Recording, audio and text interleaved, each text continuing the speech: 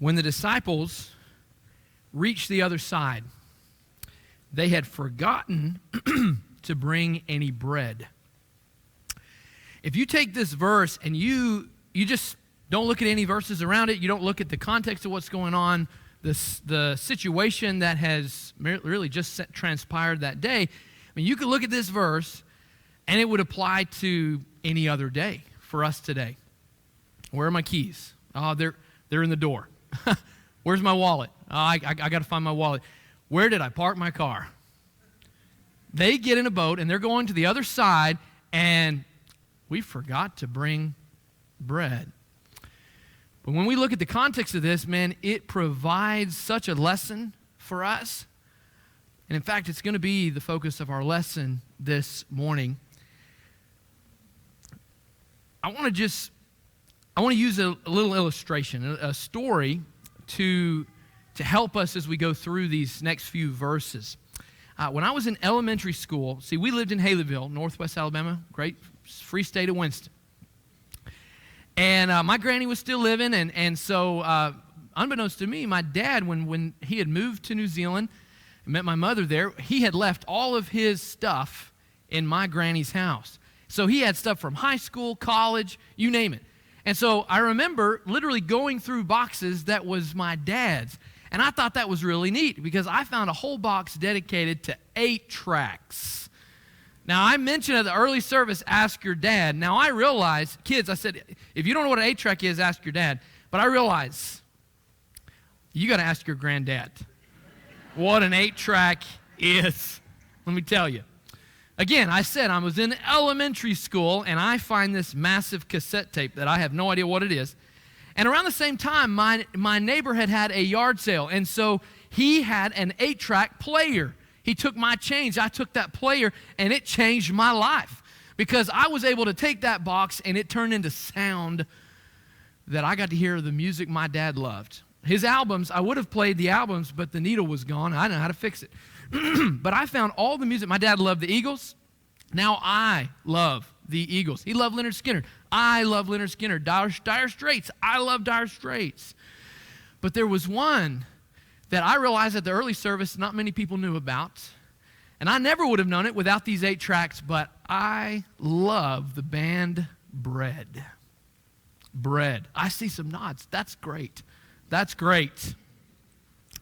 But if you don't even consult the context here, we know for a fact that as they're going across, it says that they forgot to bring bread. We know that it's not the Bread Anthology album. At least we know it's not that. But that was not the reason for the story. Please know there's something to it. That's not the punchline. I realize that. But when we look at the context, we're going to learn an incredible lesson that they have forgotten something that happened that day. How soon we forget. And when we forget Jesus, we're going to be in the same boat, if you will, that they are. In the first place, when we forget Jesus, we're going to major on minors. Minor things will become major things. Look at verses 6 and 7. So we know that they had forgotten to bring bread. And again, if you ever read a verse and you're like, well, that seems obscure, keep reading because there's a reason that it's there. Don't just explain it away. Verse 6 says, Jesus said to them, watch and beware of the leaven of the Pharisees and Sadducees. And they began discussing it among themselves, saying, we brought no bread. You can see that this is going on, and I love this. This is just real life situation. And what's interesting is Jesus is saying something here, because he obviously knows that they're concerned that they do not have bread. And he's going to use it as a teachable moment, and he wants to tell them to beware of a different kind of bread, a different kind of leaven. And this is where the story comes in. Fast forward from elementary school, I got into college, and I remember meeting a young lady that I just said, my name's Richard. She said, hi, my name is Aubrey. That is the first thing I ever heard this girl say. She knows nothing of me. I know nothing of her other than now her name is Aubrey. She knows my name is Richard. And the natural answer for me, or response to this, was, do you like bread? That's what I said. Do you like bread? Connie and Doug, you guys know. You know what I'm talking about. Aubrey's name is Aubrey because of bread. There's a song, and Aubrey was her name. Not so very ordinary girl in her name. All right, I'm not going to break into that falsetto from grown men. I don't know why I loved it, but I do. But what's interesting is I said, do you like bread? And she thought I was talking about loaf bread. Talk about the craziest thing to say the moment that's happening. So I'm here, she's here, and we're just completely confused. All right, well, you could say she was left in wonder at least. But we had a misunderstanding, and it reminds me of the misunderstanding that's going on with Jesus and his apostles. Jesus is telling something very important, and they just think he's talking about physical bread. You could say that's awkward. You could say, hey, there's a teaching moment. Jesus is going to continue to teach. The conversation doesn't cut short like mine did. But minor things become major things when we forget Christ. They forgot who was in the boat. Did you hear what Canaan read for us?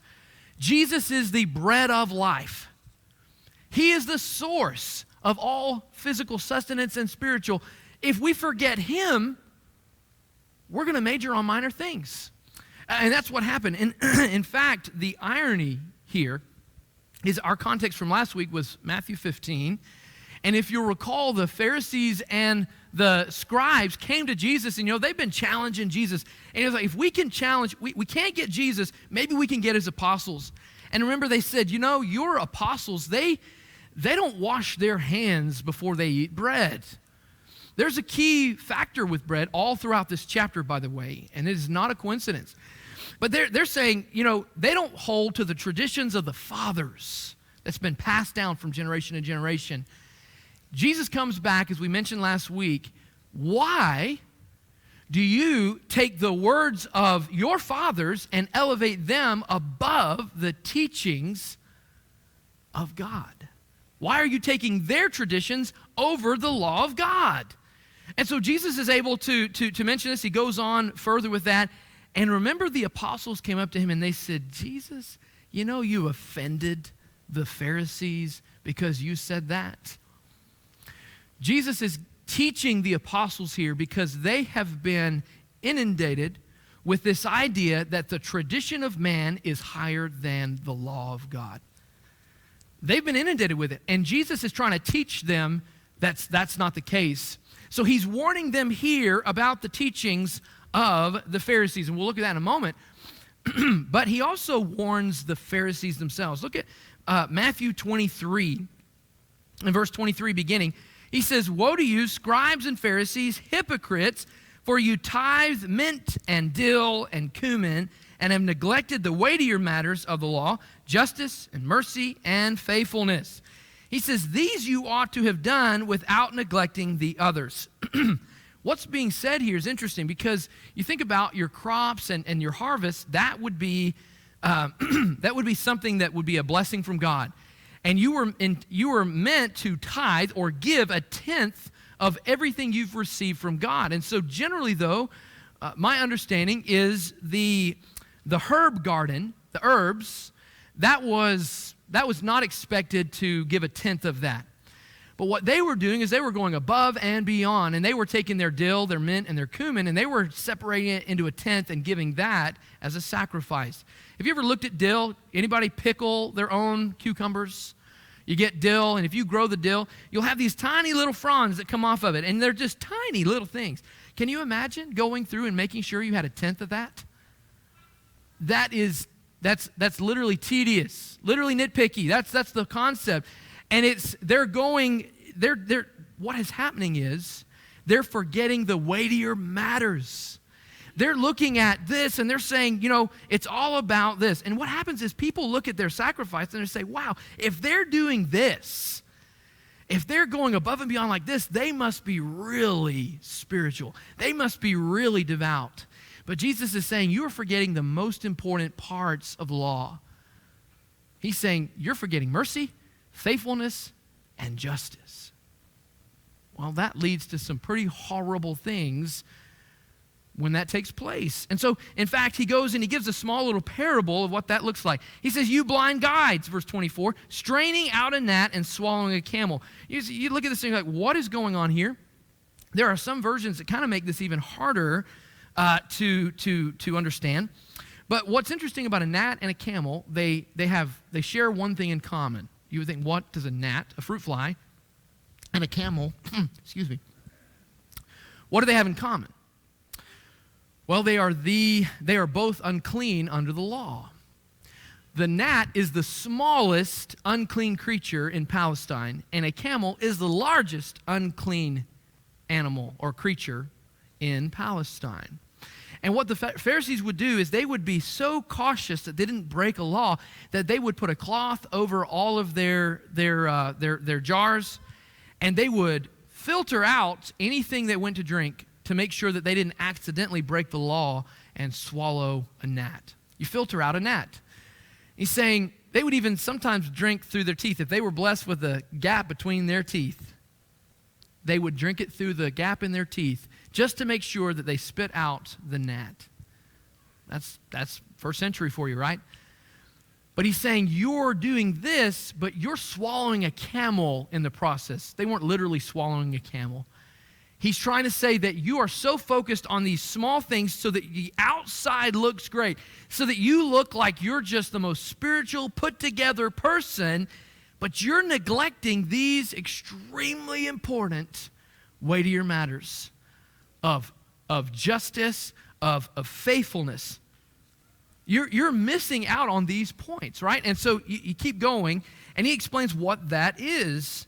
He says, woe to you, scribes and Pharisees, hypocrites, for you clean the outside of the cup and the plate, but inside they are full of greed and self-indulgence, right? So it's all about cleaning the outside, but leaving the inside filthy.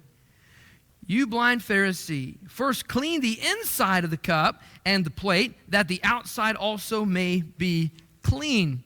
Well, that's interesting. He's saying if you make sure the weightier matters are done first, you know, if you follow this and you have justice, mercy, and faithfulness, if you have all three of these, then as a result, the inside's going to be clean, but then you're going to clean the outside. You're going to do what you need to do. So he's saying do both. But don't do something to be seen of man. Don't do something so that you just look different. So when we forget Christ, we will major on the minor things. When we forget Christ, we'll have little faith. Notice what it was just said. They lacked faithfulness. That was a weightier matter. You see, you don't have to have faith if you turn the commandments of God into a box that needs to be ticked. You check off the box. Check, check, check, check, check. I've done all these things. What more do I lack? Matthew 19, the rich young ruler. Well, if you be perfect, go and sell all you have, give it to the poor. And he goes away what? Sorrowful? Because he had many items. He had much wealth. But he misunderstood the point. He thought he could just check off the box and earn it. And it was all about that. You don't have to have faith if it's all about, well, I'm doing all I got to do. You don't have to have a heart in it. You don't have to even focus on it. You could to be able to be a good Christian if that is the mentality. He's saying you can have little faith in doing that. Let's go back to Matthew chapter 16 and verse 8. But Jesus, he's aware of this. They've just said, we brought no bread. Jesus, aware of this, said, O you of little faith, why are you discussing among yourselves the fact that we have no bread? He's saying you're lacking faith, and it has to do with something that has happened that day, and we'll get to that in just a moment. But they have forgotten something that happened in Matthew 15:28, just days before. And they had gone up into Tyre and Sidon. And the context from last week, remember when the Pharisees and the scribes come and they're challenging Jesus based on their traditions, and he comes back and saying, well, you're not following the law. He leaves from that place, and they go into Tyre and Sidon. That's where we are here. In verse 28, we understand, then Jesus answered her. This is a woman that they meet, and we'll look at her in a moment, the full context. But it says, O woman, great is your faith. Be it done for you as you desire. and her daughter was healed instantly. So the apostles have just had an example of a great, extraordinary faith that brings healing. But yet they now have a little faith that only brings destruction. It's the opposite of healing. And so they've missed this point because they have forgotten who's in the boat. They've forgotten the bread of life. In the third place, when we forget Christ, we are going to be forgetting the provider. We're forgetting the provider. Matthew 16, 9, beginning. He says, "Do you not yet perceive? Do you not remember the 5 loaves for the 5,000, and how many baskets you gathered, or the 7 loaves for the 4,000, and how many baskets you gathered?" He's saying, do you not remember? And what's interesting is that tells you that it had already taken place by this time, the feeding of the 5,000.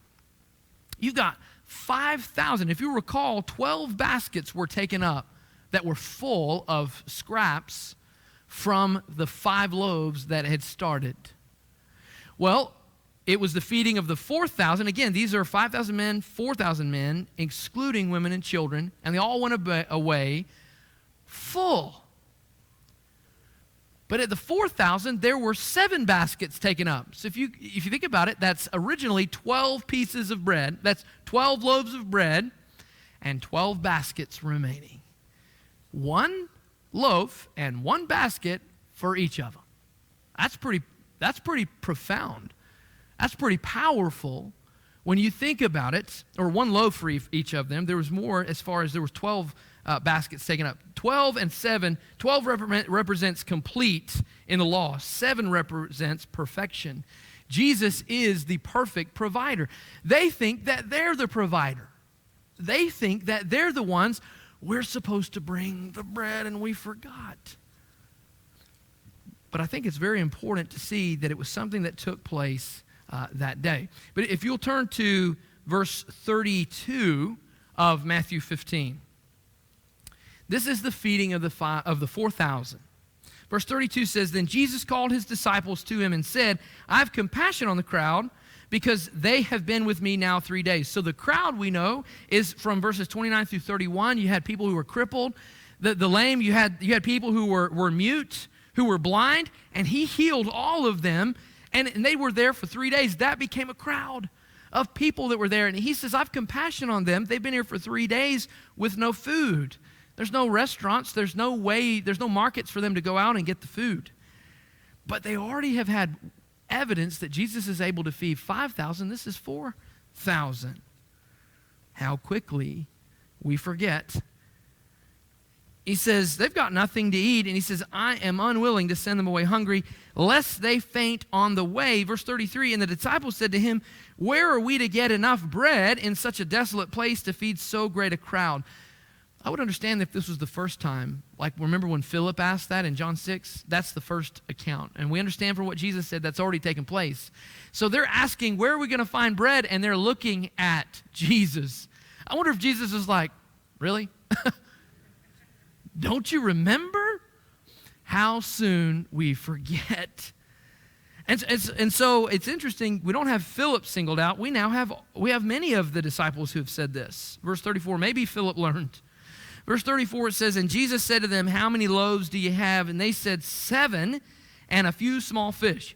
And directing the crowd to sit down on the ground, he took the 7 loaves and the fish, and having given thanks, he broke them and gave them to the disciples, and the disciples gave them to the crowds, and they all ate and were satisfied. And they took up 7 baskets full of the broken pieces left over. Those who ate were 4,000 men, besides women and children. And after sending away the crowds, he got into the boat and went to the region of Magadan. So that region of Magadan, they got in the boat. That's where we pick up where the verse we read this morning on the way when I walked up here. When the disciples reached the other side, they'd forgotten to bring bread. The other side is they reached Magadan. This is the same day. The same day that they have fed the 4,000, they said, we forgot to bring bread. There were 7 baskets that were taken up. I don't know if they left them with the crowd. Maybe the crowd took them on. Hey, take this on your journey. What they're saying is, oh, we forgot to get some for ourselves. We need that extra that's taken up so that we're fed. They forgot that Jesus was the provider of all of it. I mean, I don't think we think through exactly how big this is, how big of a miracle this is. And I've mentioned this before when going through John 6. When we lived in Scotland, we were missionaries there. We had several members from Ghana and Nigeria, and Paul often he had left Nigeria, or Ghana, and he was a preacher there. Well, he came to Scotland to really help his family have a better life, but he became a nurse there in the healthcare system in Scotland, and he was paying two preachers to take over what he was doing over in Ghana. Nobody knew. We found this out later. But some of the men, we had a camp called Camp Heatherbell, and they asked Paul, would you like to help with the camp? Most of his children were in the camp, or all of his children were in the camp. So he said, hey, would you like to take part? And they were just asking, do you have any experience working at camps? And he says, a little. And just the most humble man, precious man. They were thinking, and this is the words of Graham that we support. He said, we were thinking he could be a custodian or something to help us with the camp. We had no idea. And he said he directed the camp in Ghana. And he said, well, how many kids come to the camp? We had 5,000. And he said, the feeding of the 5,000? I have seen it. That's how he said it. It was amazing. It was a big deal for him to be able to do that. And he talked about just what that would have been like. They see this, and yet they forget it. What? How soon we forget. But you know what I find to be a positive thing? I've heard this before. If I could have been there and seen the miracle, then I would believe. They see it, and yet they still forget. Because they've got their job to do, possibly like Judas who held the money, and they all have their job they've got to do. And it's, you ever miss the forest for the trees? You're sitting there and you're doing your job and you forget why. And we'll look at that in just a moment. But they have forgotten that same day what Jesus had just done. And Jesus knows it, and he's teaching them. And as a result, he's teaching you, and he's teaching me. If you look at Matthew 15:21, this gives us the context to this woman who had great faith. In verse 21, it says, and Jesus went away from there and withdrew to the district of Tyre and Sidon, and behold, a Canaanite woman, or a Syrophoenician woman. We know that she's a different religion. She's a different ethnicity from those of the Judean region. She's from that region, and she came out and was crying. Have mercy on me, O Lord. Whoa, whoa, whoa. This is a lady that's not even from where Jesus walked and did his ministry, and yet this Jesus of Nazareth, who was a carpenter's son, she's calling him Lord. Wow. That's extremely telling. And remember, this is the context as they've come away from the scribes and the Pharisees, who are supposed to be the experts in the law. They do not see that Jesus is the Son of God. They don't see that he's the Lord. And when I say Son of God, she recognized it because it says Son of David. So that means she knew the prophets. She knew who he was. What is this going to do for the apostles who have just defended the Pharisees to Jesus? Took him aside and said, you know that you really have offended these Pharisees. Jesus is leaving that region. He's going to a place, and he's going to see, did he offend this woman? Let's see what offense looks like. Let's keep reading. But he did not answer her because she says, my daughter is severely oppressed by a demon. So not only does she know he's Lord, Son of David, she has a daughter who is severely oppressed by a demon. She knows that he's the only one that can save her. This is an incredible faith. We talked about a great faith. You're seeing it. But he did not answer her a word. So that silence, that says everything to the apostles, and they read it wrong. In the same way they read it wrong when he's issuing that warning, they're hearing something completely different. And here, the silence, they believe it means something else. Look at this. But he did not answer her a word, and his disciples came and begged him, saying, send her away, for she's crying out after us. They didn't come and say, Jesus, your silence really offended her.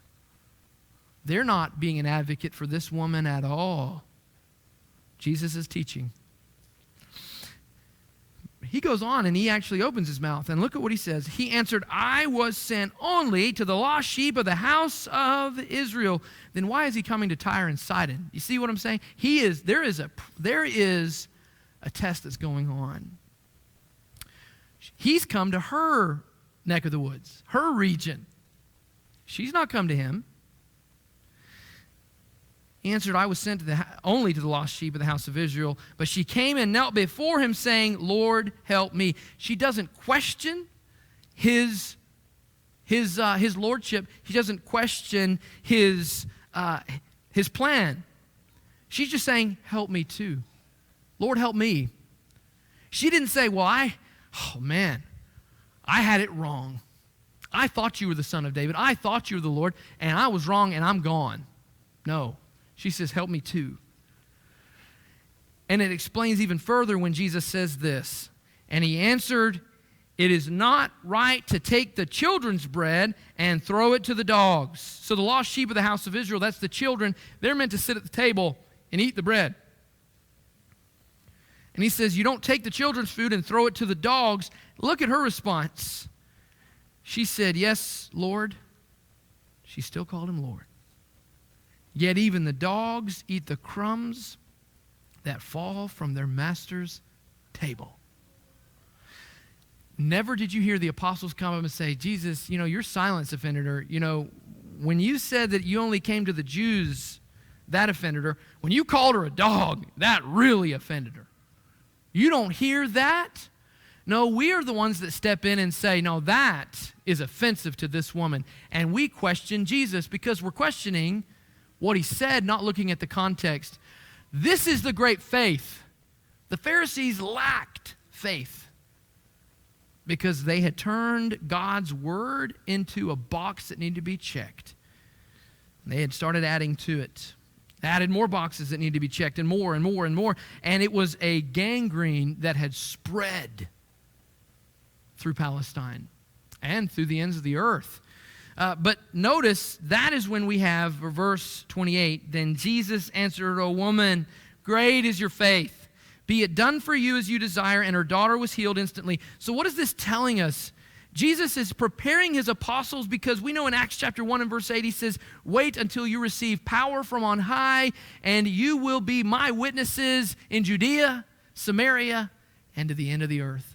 At this time, they're thinking that it's only to Judea. Are you at this time going to restore the kingdom to Israel? Do you remember? That's what they said in verse 7 of Acts 1. Jesus is telling them, you're going to be taking the message to the Jew first and then to the Greek. He's preparing them. Look at the faith in those who are outside of Judea. The words and the actions that Jesus is doing is causing faith. She recognized the provider, and they thought that they were the provider. They missed the point. They missed it. And we will miss the point every time when we forget Jesus and we think that it's about us serving him. We got to provide for Jesus. No, Jesus provides for the world. What is it? Let your light so shine before men that they may see your good works and give glory to your Father who is in heaven. Who gets the glory? Our Father in heaven. It's our Father. But when we forget Christ, we just stop. We stop. And that brings us to the fourth point. We miss the purpose when we forget Christ. When we forget the bread, it's not physical, but it's spiritual. When we forget that Jesus is the bread of life, we're going to miss our purpose every time. Look at verse 11 of Matthew 16. How is it that you fail to understand that I did not speak about bread? Beware of the leaven of the Pharisees and Sadducees. Verse 12. Oh. It didn't say that, but it's implied. Verse 12. Then they understood that he did not tell them to beware of the leaven of bread, but of the teaching of the Pharisees and Sadducees. So Jesus is extremely concerned about the teaching of the Pharisees and the Sadducees, and he's comparing it to leaven or yeast. You know, I remember during the beginnings of COVID, I've mentioned this before, we started making our own bread because it was kind of hard to get different things. And so, man, I've learned how to make bread. Never thought and listen to music while I'm doing it, right? Bread. But what's interesting is we will add a sourdough starter, which is really, it's the yeast. It's the leaven. But you know, it's amazing. We have a certain amount I measure of the flour and measure out the water, and I've kneaded it together, and I have made the dough. I make my own chicken and dumplings. One time I made squirrel dumplings. I have. But you make that dough, you put it out there, and man, it's incredible. Once you add yeast, you can't really use it for your dumplings. But when you add that yeast, what's amazing is you can wait a day, and that small little lump that you had starts to expand and expand. And I added too much. No, I'm just kidding. You add too much, and it's going to just keep on growing. What he's saying is the teachings of the Pharisees, by binding where God never bound and adding extra boxes that need to be ticked, is adding more and more leaven, and it is causing it to grow and grow and grow.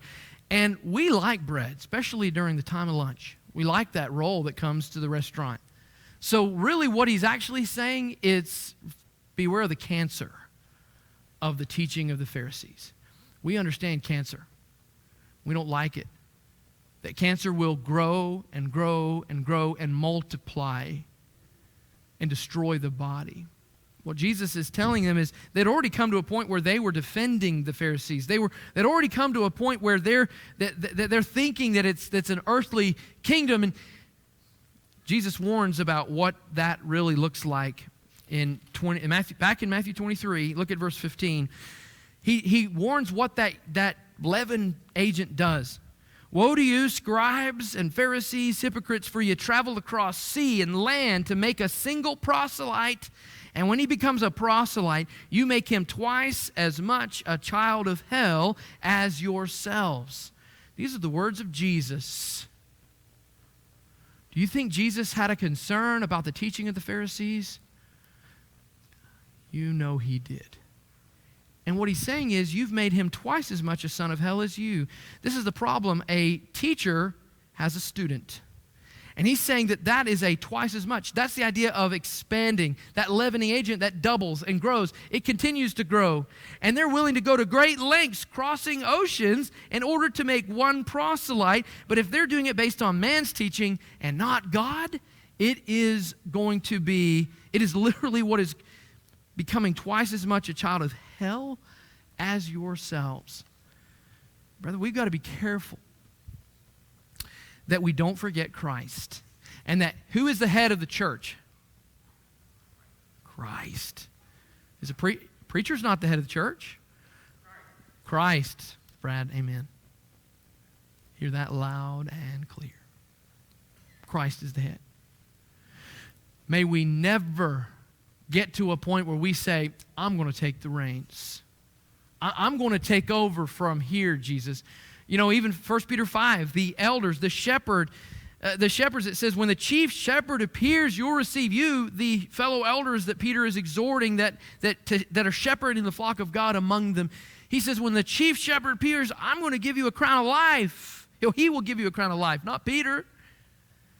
Peter is not the chief. He's not the head. He is a part of it. He's a part of the body. Jesus is the head. He's the chief. And so what Jesus is trying to get the apostles to realize is that if they follow him, then they're going to understand. And if you'll turn to Revelation chapter 2 and verse 1, we have the example. We heard this a couple weeks ago. But it says, to the angel of the church in Ephesus write the words of him who holds the 7 stars in his right hand, who walks among the 7 golden lampstands. I know your works, your toil, and your patient endurance, and how you cannot bear with those who are evil, but have tested those who call themselves apostles and are not, and found them to be false. He's saying there's a church that literally has looked for and found false teachers. Wow, they have followed actually the exact words of Paul in Acts chapter 20 when he comes to Miletus and he calls for the Ephesian elders and he's telling them, there's going to be vicious wolves that come in sheep's clothing, even from among yourselves. He's saying, don't bear with false teaching. He says, I know your endurance, verse 3, enduring patiently and bearing up for my name's sake, and you have not grown weary. But I have this against you, that you've abandoned the love you had at first. So we can do all of this striving to stand for what's right, but if we forget why, if we forget the weightier matters, we need to stand for truth. We need to do both. But remember why. Love the Lord our God with all of our heart, soul, mind, and strength, and make sure our heart is right with God. And as a result, then we're going to answer with love. But we're going to stand firm for what is true. And not give in to false teaching. And realize that false teaching is there. But just making that statement is not an acceptable statement in this world today.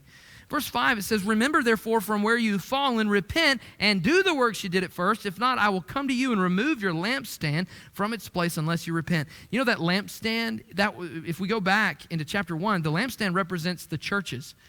It's like the defining moment that is a church. In the eyes of Jesus, this is a church. That's the lampstand. He says, I'm going to remove your lampstand. So whether there's a sign out front or not, if we don't repent, if we don't do the works that we did at first, if we don't focus on that and get that first thing first, it's a social club. It's a social club. It's no different than the Lions Club. And in the Lions Club, a lot of times does a whole lot more for their community. It causes us to all look inward and see where we are. It helps us see that we've got to serve the Lord, but not getting the cart before the horse. If you ever tried to do that, you get nowhere.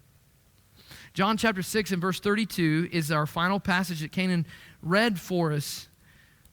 And it's one it's profound, because when we remember that Jesus is in the boat, we don't forget him, we will not miss the purpose. Jesus then said to them, truly, truly, I say to you, it was not Moses who gave you the bread from heaven, but my Father gives you the true bread from heaven.